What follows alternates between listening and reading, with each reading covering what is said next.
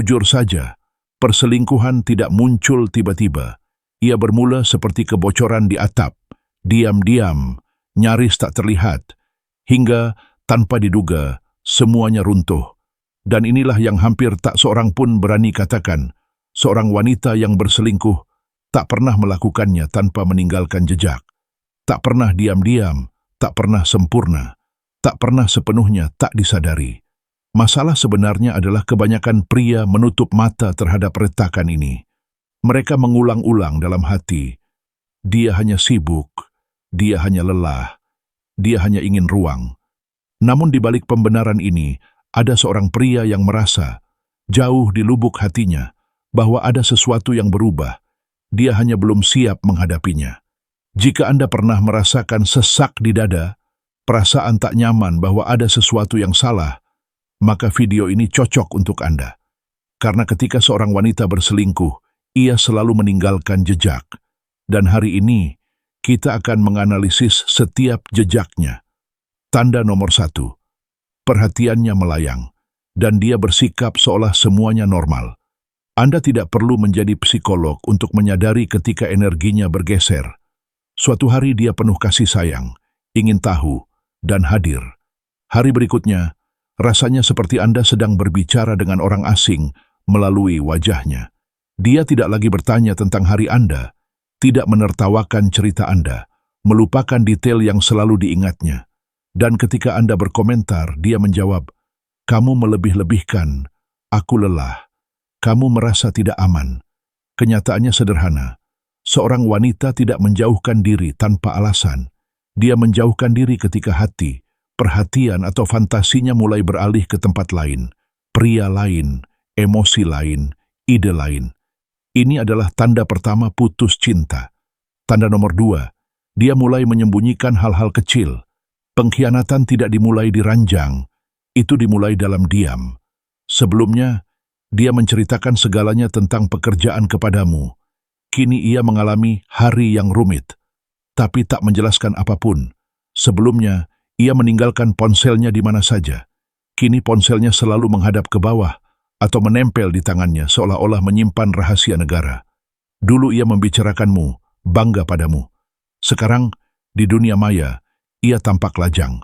Dan jika kau mempertanyakannya, tiba-tiba kau menjadi orang yang beracun, pencemburu, dan suka mengontrol.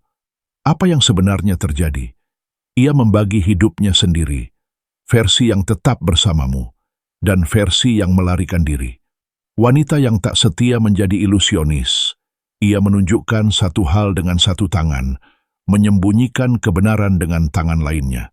Dan jika kau merasa kehilangan kendali, itu karena ia ahli dalam manipulasi emosi, tapi jauh di lubuk hati. Kau tahu, kau selalu tahu. Tanda nomor 3, keintiman berubah atau menghilang begitu saja. Ini adalah salah satu tanda yang paling jelas. Dia mungkin menjadi dingin, menjauh, seolah-olah menyentuhmu adalah sebuah usaha, atau bisa tiba-tiba menjadi lebih intens dengan sikap-sikap baru, energi yang sebelumnya tidak ada.